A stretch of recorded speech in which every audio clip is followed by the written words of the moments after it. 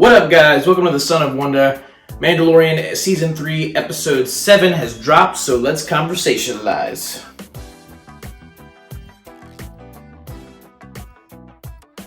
Alright, guys. Mandalorian Episode 3, Season 8, 5, 7, I don't know. Mandalorian Season 3, Episode 7, called The Spies, which I have no idea why. This episode really has nothing to do with spies whatsoever, but that seems to be a running theme with the episodes lately. The titles have nothing to do with what actually happens in the story. But aside from that, I thought this episode was great. I thought it was really, really awesome. There is a lot of awesome moments, intriguing moments, cool moments, moments that pique your interest. And then I look back on all the episodes we've gotten before this episode, and I think to myself, where was this? Where was this last episode?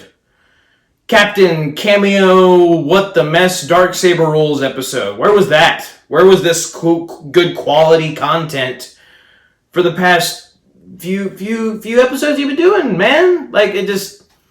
That is annoying when you think about this one was good, and then the ones before that is just like, wow, what happened?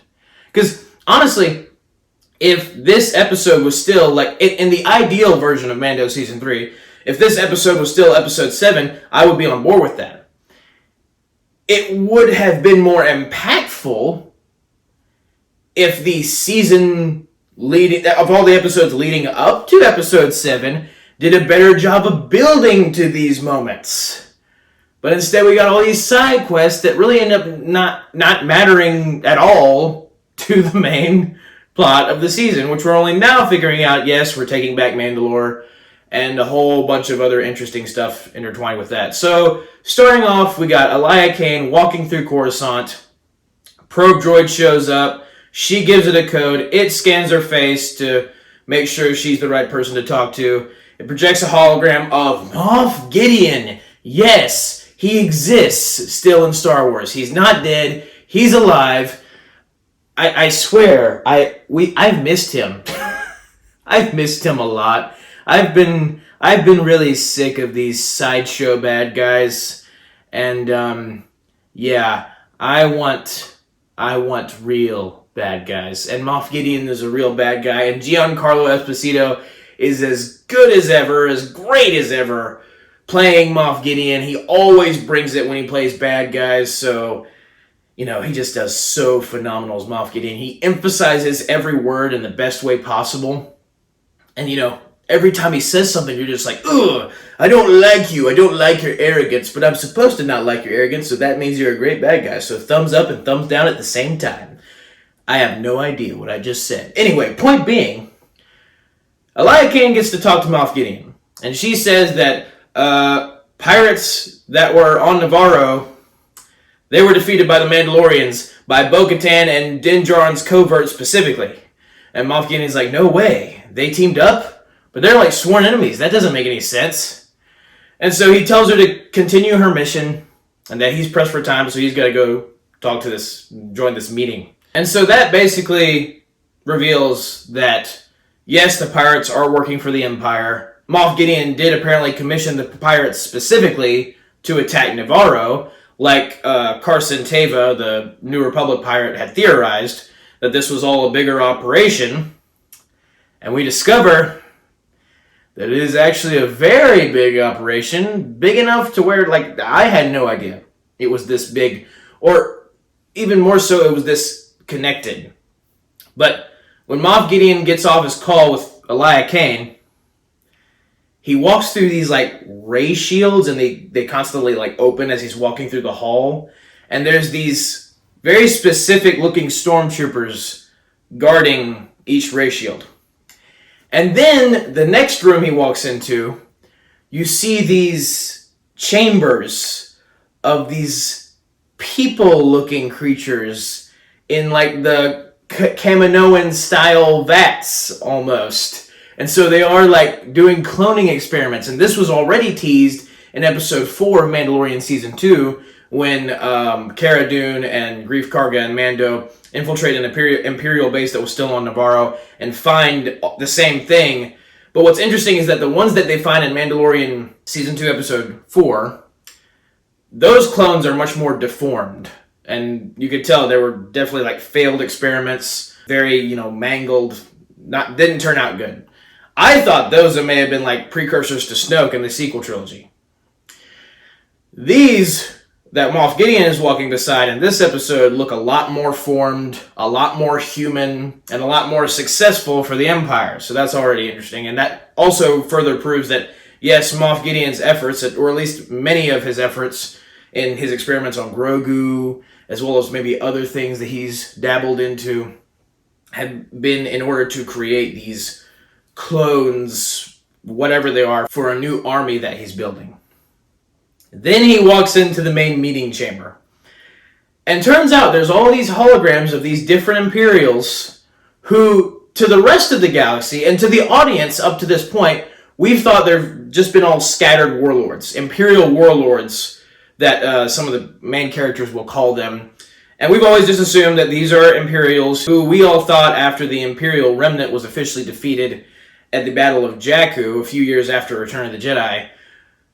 Up to this point, we've just believed that, yes, there are just a bunch of Imperial warlords scattered throughout the galaxy. They're not connected at all. They just occupy certain areas of the galaxy, and the New Republic have been working to stop them. They're not disbanded. They are connected. Because we're connected.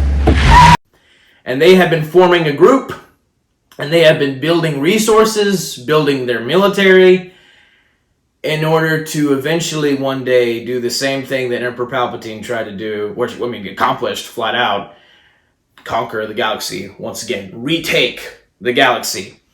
And this is where I feel like the series, this is where we finally have that goal of that's the enemy. This is the thing we've been working toward to build as far as the bad guy side of the story is concerned. This is it. And it's called the Shadow Council. And funnily enough, we got a shout out to Grand Admiral Thrawn. And it's no coincidence that this episode aired right after Star Wars Celebration, where they released the Ahsoka trailer. They announced who was going to play Thrawn in the Ahsoka series, Lars Mikkelsen, who voiced Thrawn in Star Wars Rebels. No coincidence that we get the shout out in this episode. Totally, totally intentional. But we do get a shout out because Moff Gideon asks Captain Palion, and if you don't know, Captain Palion is featured in some of the Star Wars books about Thrawn. He's like Thrawn's most trusted captain under him that serves Thrawn and does all of Thrawn's biddings. And what's interesting is that he had a small voice cameo at the tail end of Star Wars Rebels in the series finale and season 4 finale specifically. I thought he was dead. So it was a little surprising to see him alive and well in this hologram, because I thought he was crispy. Because at the end of, spoilers for the end of Star Wars Rebels, but when the Purrgil arrive to save the day and save Lothal from Thrawn's fleet, Thrawn gets a message from Captain Palion saying, "There's so many of them, they just appeared out of hyperspace. I've never seen anything like," and then it cuts out. So you assume that the Purrgil have destroyed the ship that Captain Palion was on. So you assume he's dead. He's not, apparently. He's apparently alive and well and is still serving Thrawn. Moff Gideon asks, "Where is Thrawn?" And that was very intriguing to me. So basically what they're revealing in this whole scene is that not only has the Empire been more connected than we thought it was since its destruction in Return of the Jedi as well as the Battle of Jakku, Thrawn has still been in the galaxy lurking around, which we already knew that, but he's been building what this Shadow Council calls this grand plan to retake the galaxy as they once held control of it before during the golden age of the Empire. And all of this is, again, insanely interesting, especially Thrawn's inclusion in this scene, in his discussion. And the main thing that intrigued me about this scene is that Moff Gideon says, "Yeah, you keep talking," he's talking to Captain Palion, he's like, yeah, you keep talking about Thrawn, like his imminent return, but like secrets are my stock and trade, and I hear all sorts of whispers across the galaxy. I haven't heard anything about Thrawn, like nothing. And it's funny to me that he says this because the new Ahsoka trailer that was literally just released at Star Wars Celebration, Ahsoka's like one of her first lines is, "I've been hearing whispers of Thrawn's return as heir to the Empire." Shout out to the Legends books that Thrawn first appeared in, heir to the Empire. But if Ahsoka's been hearing whispers, you'd figure Moff Gideon, who's in on it all, who's part of the bad guy team, it's not like he's been kept from anything, at least that we know of. He hasn't heard anything. That's weird. But he says he hasn't heard any whispers. And he also brings up the point that, well, maybe if Thrawn's not coming, then we should just look to new leadership. Of course, he, wants it to be himself. And, we learn all sorts of new and interesting things in this scene. It really is a bombshell of information just in general, but all sorts of new details about how the different sectors, different Imperial officers have been operating their sectors, the different projects they've been working on. There's one character, Commandant Hux, who clearly I think is meant to be the father of General Hux featured in the sequel trilogy. He's been working on a project called Project Necromancer. I have no clear idea what that could be. I think it might be Palpatine's resurrection, leading up to the Rise of Skywalker, which I'm not a fan of them doubling down on the sequel trilogy mythology, just because I feel like the sequel trilogy is not a good continuation for the story after Return of the Jedi, considering the way it treats the legacy characters like Luke and Han at all. But despite that, if they can use some of the more interesting ideas from the sequel trilogy in a creative way in this Mandoverse and use the better parts of that to maybe retcon the sequel trilogy and make a better story, then I am on board with that. But I don't know what Project Necromancer is. It does seem like it might be Palpatine's resurrection, though. But Moff Gideon has also requested some extra resources, some reinforcements, to try to combat the Mandalorians because he realizes that they are a growing threat and that they need to be stopped. And the other Imperial officers realize this as well. It's like the thing that kind of unites them. They're like, yeah, the Mandalorians, they're a threat. And Moff Gideon specifically says, if the Mandalorians try to take back Mandalore, that would be a detriment to the Imperial efforts. So Commandant Hux does allow Moff Gideon to get the resources.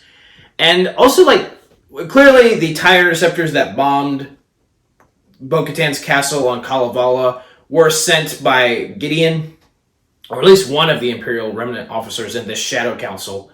And also, apparently Moff Gideon's cloning efforts on Navarro were independent of, he wasn't exactly commissioned by the Shadow Council to perform those cloning experiments. So he kind of rats it off. He's like, oh yeah, that was always your guys' interest. I didn't want to do that. Clearly that's bull mess. He did, because that's been his whole goal this entire series, is to, his experiments on Grogu, all of this was meant to clone an army or something like that. He's definitely got something in the works, especially with those vats featured earlier in the episode. But yes, that's basically, this whole scene is exposition dump of all the Imperial stuff going on. And I think they do it really well. Like I said, Giancarlo Esposito gives a really striking performance as Moff Gideon, as always. So he makes you believe that, yeah, the Imperials are up to some bad stuff. As well as, I think it's a very interesting idea of, the Emperor and Darth Vader were, the main leaders of the Empire. Unquestionably. So, if you take out those guys, if those guys die, the Empire just crumbles after that. And, of course, the natural successor, if anybody was going to try to rebuild the Empire, would be Thrawn. Because he was at least strategically, he was the third most powerful villain in the Imperial ranks. So I like the idea that even though the Empire did kind of try to stay together after the Emperor and Vader died, it just wasn't happening. And now that they have connected again, even still, they're quarreling with each other, they're bickering, they're like, no, I should be in power, no, I should be in power, no, I should have these reinforcements and these resources, no, I should have, they're never going to get along, because as shown in all of these previous Star Wars stuff we got in Andor, Clone Wars, all this different stuff, the Imperial officers are just a bunch of snobby jerks, and they just want all the power for themselves, clearly. Which is what, most bad guys want. But that's the first scene of this episode. That's just the first scene. I literally could make an entire video just breaking down all the different elements of that one scene alone.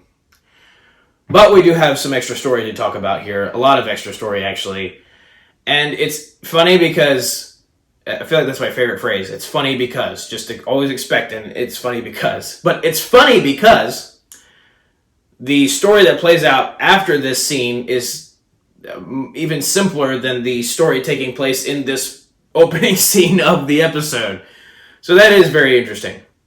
But basically, Mando and Bo-Katan go back to Navarro, unite the Mandalorians that they acquired in the last episode, to Din Djarin's covert specifically, with the armor and Paz Vizsla and all those guys. And Greef Karga gives Mandalorian what he calls IG-12. But it's just a repurposed IG-11, basically, that was repurposed by the Anzellans featured in the first episode. And anything that can make the first episode more relevant and have more of a need for existing in this season, I think is good. And IG-12 ends up serving as a droid vehicle, basically, for Grogu. And I do think it's a very cute idea to, put Grogu in, like, a vehicle of his own. Something for him to operate so he can get in on the action more. I think the problem is that that's basically all it's there for. It's just something fun for Grogu to do while the Mandalorians are, kicking butt or, being a part of the main plot. Because if we're being honest, Grogu has definitely been kind of sidelined in this season.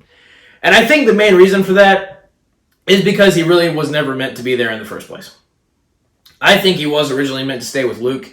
And even though I have disagreed in the past with other fans' opinions of like, oh, Mando reunited with Grogu too early in the Book of Boba Fett, I'm starting to agree with them more just because this season has pretty much solidified the fact that, yeah, they shouldn't have reunited that early. I think this story should have just been about Mando and Bo-Katan, and Grogu should have just stayed with Luke for the time being during this season because Grogu hasn't had a lot to do in this season. We've only had episode 4 where he got the flashback with Kellarn Beck saving him from the Jedi Temple, and then he gets the Mudhorn breastplate. And that stuff was cool. The Kellarn Beck stuff definitely grew on me. But that's basically the only, significant thing regarding Grogu that we've gotten. So that is frustrating when you think about it in that sense. And even though it does, pay off the fact of, IG-11, hey, that plot point we set up in the first episode is coming back, it doesn't pay it off in the most interesting way. It's just like, oh yeah, that's something fun for Grogu to do. At that point, I was genuinely wondering, are we ever going to see IG-11 again? Is that ever going to be resolved? And it is. It's just, not the most interesting thing ever. But then we get to the main meat of the episode. Bo-Katan formulates a plan to scout out Mandalore because there are a lot of other creatures that have popped up on Mandalore. Well, not popped up. They were always there, but they've, come out into the Mandalorian landscape more because it's been ravaged, because the Mandalorians no longer reside there. So Bo-Katan thought it would be best to scout it out before sending the entire fleet onto the Mandalorian surface. Makes perfect sense. She calls for a scout team, Casca Reeves, Axe Woes, Paz Vizsla, and of course Mando and Grogu are the first people to volunteer. And the Armorer gets to join Bo-Katan on their scout mission, as well as some other Mandalorians rise up and say, I will join. And you have my axe, you have my bow, you have my sword. That's what that feels like. It's the Fellowship of the Ring in Star Wars. But they get to Mandalore, they go to the surface, they scout it out, and they find some Mandalorian stragglers who had literally been living on Mandalore, this ravaged, desolate wasteland of a planet, since the Great Purge, which is a flipping long time to be living in a desolate wasteland. I'm surprised the guys aren't crazy. But they have their specific Mandalorian straggler leaders. I'm not sure what their names are. And they're on this pirate sail barge, Jabba sail barge looking vessel, and a lot of their soldiers are wounded. So the Armorer takes the wounded back up to the Mandalorian fleet that's in the atmosphere of Mandalore. And the Mandalorian straggler leaders say that they've been there, since the Great Purge. And the main leader says that, well, yeah, because we didn't surrender, anytime any Mandalorians tried to leave the planet, the Empire would just wipe them out completely. And then Bo-Katan just drops a bomb on everybody. You dropped a bomb on me. Something that I completely wasn't expecting at all, considering her character. She says, oh, yeah, by the way, I'm only revealing this now. I'm paraphrasing, of course, but she's like, I did surrender. And this takes everybody aback completely, Mando especially. And at first I was like, Bo-Katan surrender? She would never surrender. She's Bo-Katan. She's like the most ultimate warrior of the entire Mandalorian clan. She'll fight you for a cracker.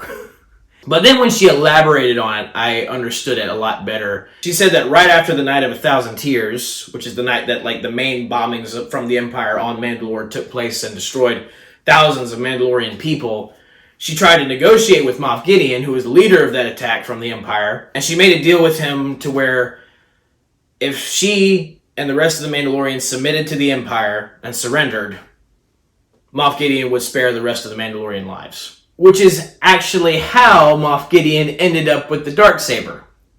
Because I was wondering beforehand, during the seasons and stuff, I was like, how exactly did Moff Gideon get the Darksaber? Because clearly he didn't fight Bo-Katan for it, because she would beat him in a heartbeat. But this explanation actually makes perfect sense. It was clearly part of the deal. By Bo-Katan submitting to Moff Gideon, submitting to the Empire, that would mean that she would give the Darksaber to Moff Gideon, sort of as a symbol of that. At least that's how I read it. So, makes perfect sense. Totally cool with that explanation. But of course, Moff Gideon betrayed Bo-Katan and ended up killing all the Mandalorians anyway. So she's feeling the weight of that. She's also feeling the weight of the fact that she doesn't really feel like she can actually unify all of these different Mandalorian clans that are in play now, because there is such division in the clans. She calls it animosity specifically, which just means hostility, basically. And it makes sense because, there already was such tension between the different Mandalorian tribes and clans before the Great Purge. And once you add a Great Purge in there, it's like, well, no, you should have done this, and well, you should have done this, and well, you were here and I was there, and blah, blah, blah, blah, blah. He said, she said, he said, that at that point there's just such a level of resentment that it would be really difficult to get these clans and these different Mandalorian cultures to actually get along. But Mando has faith in her. He comes clean with her in the fact that he doesn't really care who has the Darksaber. He, admits that, he didn't want it, which, he already said that he didn't want it. And he says he doesn't even care about, the prestige or reputation of the person. His main concern is honor, which is why he serves Lady Bo-Katan, and he even calls her Lady Bo-Katan. It's like, your song has not been written yet. I shall serve you until it is. And it's a very honorable moment from Mando, like we got in episode 2 of this same season. And I'm totally okay with that plot line because, again, it fits with Bo-Katan's arc, like I've said in previous videos, how she's up and down with her aspirations are to rule Mandalore, to unify her people mainly. And she hasn't been able to do that. She's been constantly beaten down by opposing forces and sometimes even herself. And so she's having to finally rise up and officially take her rightful possession of Mandalore as its leader. And again, totally cool with that. And I think it's cool that Mando is, honorable enough to say, look, I will serve you until your song is written. Because he's already accomplished the mission. He sent Grogu to the Jedi, and the Jedi sent Grogu back. So, I guess that's just the way the Force rolls or something. But they keep scouting. And then they find a giant worm monster. And it's funny because as soon as they landed on the planet, I was like, okay, yeah, there's going to be some kind of creature appearing somewhere. Worm, monster, rock thing.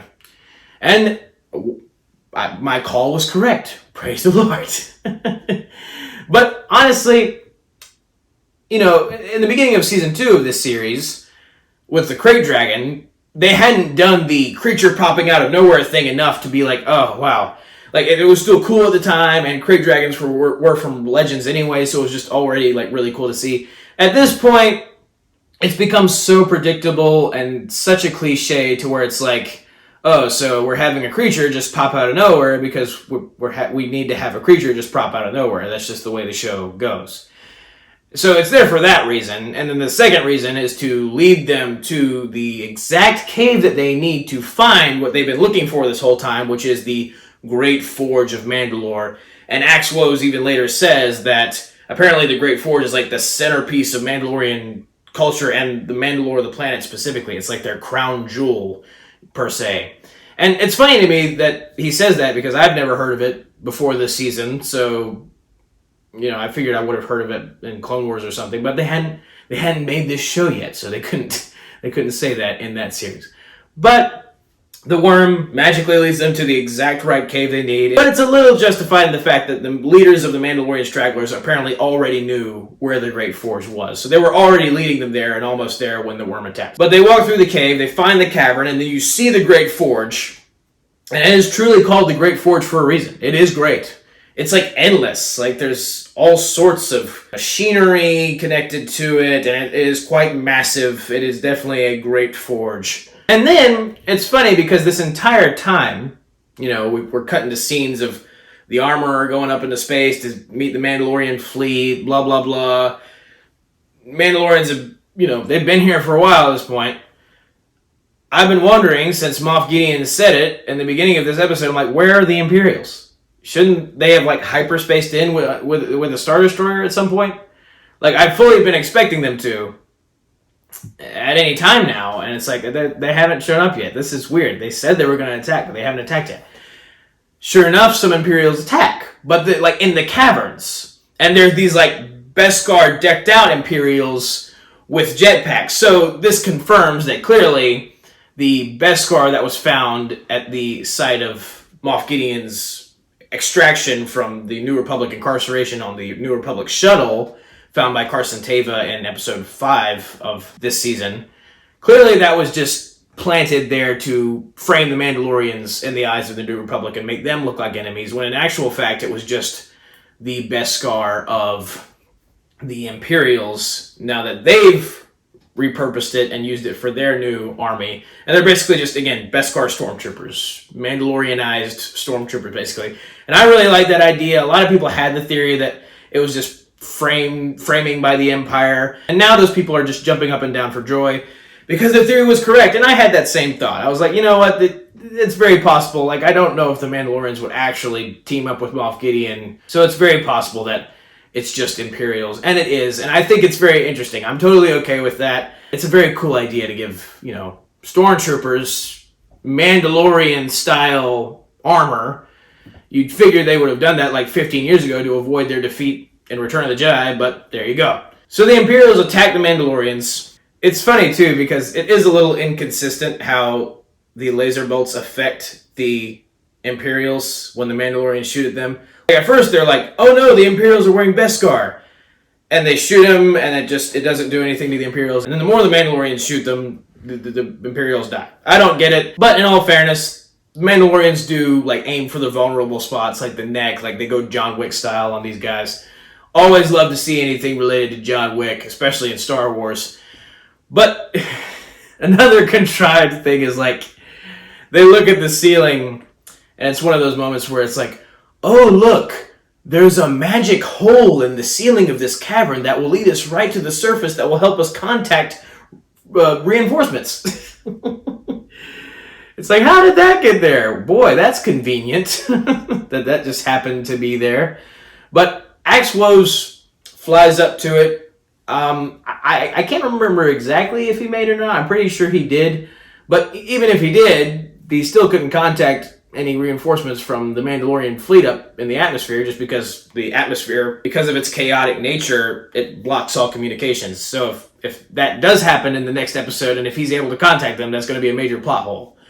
But you have the Mandalorians on cavern level, I should say. Bo-Katan, Koska Reeves, Mando, Grogu, Paz Vizsla, fighting against the Imperials. And they're warding the Imperials off, chasing him through the cavern, and then they end up walking through these halls, where they start to, find these halls and, chase them through there. And as they're doing this, I'm like, those halls look familiar. They look like the halls that Moff Gideon was walking through at the beginning of this episode.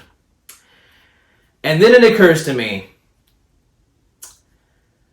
that's why the Imperials haven't hyperspaced into the Mandalorian atmosphere with a Star Destroyer made their grand entrance in that way.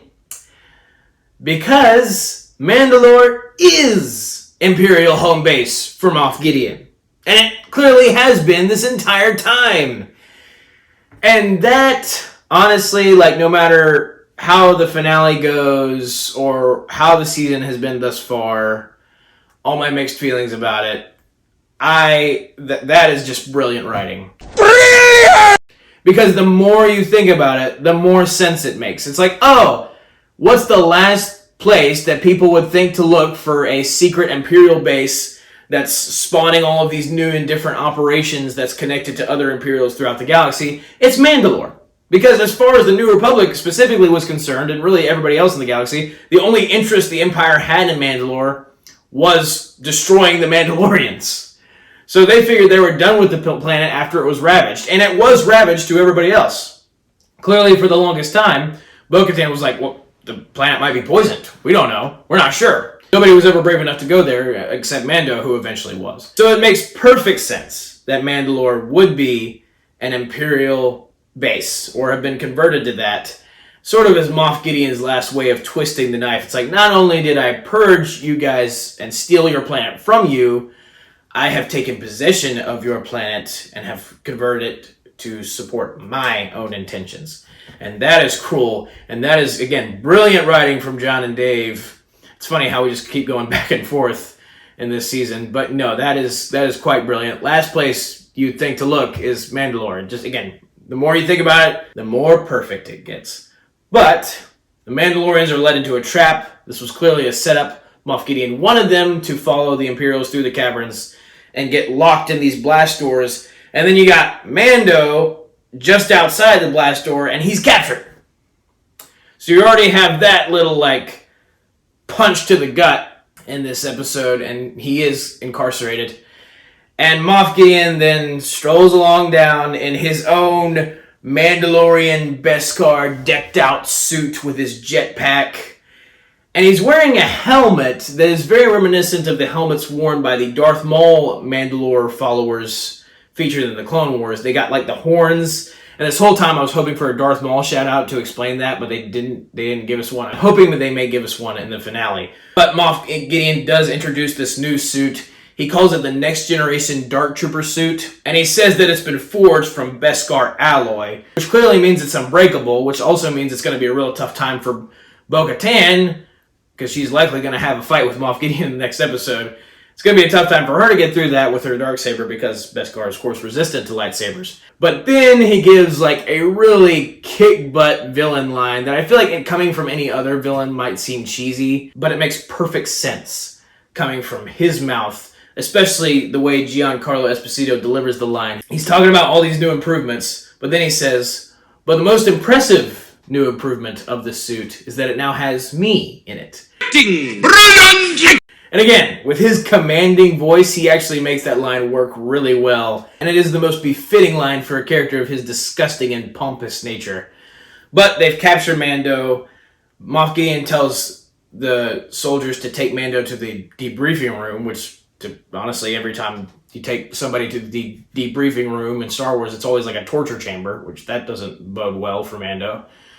But then Moff Gideon notices Bo-Katan, and he's like, we have to stop meeting like this. And of course she says, like, I should have killed you when I had the chance. So, like I said, clearly these two are going to duke it out in the next episode. And then Moff Gideon starts talking about how, yes, Mandalore has been used for its natural resources to support the cause of the Empire, to support the different Imperial operations going on, mainly led by him and his specific sector. And then he starts talking about how he can learn a lot from different cultures. He mentions the Cloners, the Jedi, and the Mandalorians. And when you say those three people specifically, that already builds intrigue, especially. And he even says, I combined all of these things in order to eventually create an army for the Empire led by me. So clearly Moff Gideon is planning to, lead the Empire on his own. He doesn't feel like he needs Thrawn. I have bad news for him. If it came down to a strategic battle between his Empire and Thrawn's Empire, he's in trouble. He ain't taking this one. He ain't hoping to get far if he's just trying to go by himself. Thrawn, this is Thrawn's galaxy. We're just living in it at this point. But Moff Gideon then, of course, gives Bo-Katan the typical bad guy spiel. If you don't surrender now and give me the Darksaber, which is funny because he says it's rightfully his, even though he made the case that it was Mando's before at the end of season 2. Clearly, he only just says what he needs to say to serve his own means in that moment. But at this point, who the Darksaber belongs to is just out the window. All those rules, because of the way the last episode played out, it's just like, does it belong to Bo-Katan? Does it belong to Mando? Does it belong to Gideon? I don't know. It definitely doesn't belong to Gideon, because Mando won it from him rightfully in combat, and technically it's still Mando's, at least in my opinion. But Moff Gideon demands the Darksaber, and he demands that Bo-Katan admit to the Mandalorians that this planet is his and that they need to surrender. And the Mandalorians have an interesting strategy. They shoot the blast door, but they cover for Bo-Katan while she goes to cut a hole in the back blast door wall with the Darksaber. And it's funny, she could have been using the Darksaber this whole time to fight off the other Mandalorian Imperials, but whatever. And the Mandalorians are able to escape even though the Imperials have opened the blast doors and are trying to shoot the Mandalorians. It's actually kind of funny how quickly the Mandalorians are able to escape through that small hole. But Paz Vizsla is the last one. He's holding them off. He's protecting his clan. And Bo-Katan's like, come on, we gotta go. I'm not gonna leave you behind. And of course, in classic heroic fashion, classic honorable fashion, that's the thing. You hate it when characters make these kind of honorable decisions in these kind of scenarios. But he hits the blast door button and it closes behind him. And they give him an epic final stand. It truly is awesome. He's like shooting his Gatling gun blaster at all the Beskar Imperials. And he's like destroying them. And then when the gun overheats, he like throws it at one. He absolutely beats them up. But at this point, he's tired and injured still. And I wasn't sure if they were going to just have the Imperials like overwhelm him and then destroy him, or if Moff Gideon was going to come in. Then, after he's destroyed the Imperial Beskar dudes, 3 Praetorian guards show up. And Moff Gideon did mention at the beginning of this episode that he wanted some Praetorian guards as part of his reinforcements that he requested from Commandant Hux. And seemingly, these are supposed to be the same guards, or the same type of guards, who fight Rey and Kylo Ren in The Last Jedi. Their armor looks almost identical. The difference is their weapons. Like, their glaives are more similar to like the weapons used by the Purge Troopers in Jedi Fallen Order. So they have like these electricity and the sword part of their glaive. It's really cool looking weapons actually.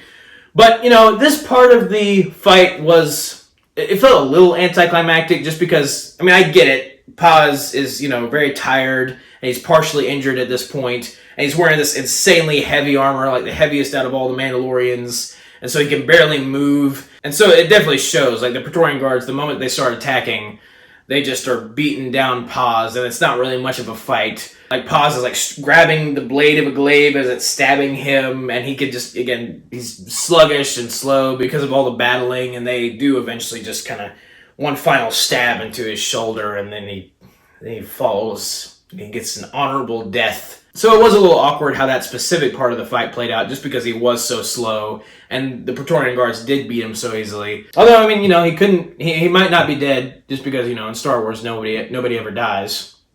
But it does seem like this was supposed to be his definitive last stand, and oh man, that one hurts. And, spoilers for Bad Batch Season 2, but if you've seen the ending of that season, you know that this is kind of a recurring theme now for Dave Filoni stuff, is he just likes continuously ripping our hearts out, because they've built up, like that's one of the great things they've done in this season so far, is they've built up Paz Vizsla's character specifically to where you love him as an audience member more, and the relationship between the audience and him is deepened. And so to see him, have that noble sacrifice at the end, which I thought that there might be somebody to give a sacrifice. I thought it might be the armorer at one point. Like, if the Imperial fleet showed up and destroyed her. And that may still happen, because Moff Gideon does send the Imperial fleet after the Mandalorian fleet in this same sequence. But Paz Vizsla does die, and that is quite heartbreaking, and But that's like the final shot of the episode, which is not fair at all. And I feel like this episode gave me the kind of emotions that I should have been feeling this entire series. And like I said before, if this was the second to last episode of the season, in my ideal version of season 3, then it would have been great. But as it stands, since they didn't do a good job of structuring this season thus far, it would have been so much more impactful, this episode, even more impactful than it already was, if they had done it properly and had been building this entire time instead of going on a bunch of different side quests. I really do feel like episode 3 is where it mainly went off the rails with, doing story in Andor land with side characters that you just don't really care that much about, Elia Kane and Dr. Pershing. So I am looking forward to the finale. I'm hoping it's going to set up, Ahsoka better than this season has, but, still tell a compelling story in and of itself for this season and, ride the high of this episode into the finale. So thank you guys for watching. Have a very blessed day. May the Lord be with you. May the Force be with you. Goodbye. And that's a wrap.